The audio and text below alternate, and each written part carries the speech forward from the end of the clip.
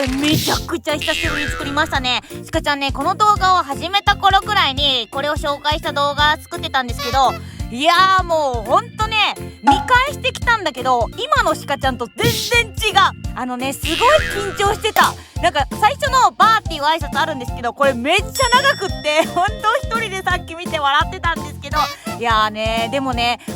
料理の技術とかはちょっと上がってないんですけど、久しぶりにこれをね動画で作ったんだけど、やっぱこれめちゃくちゃ美味しいわ。みんなもねこの味付けで作ってみてね。バイバイ。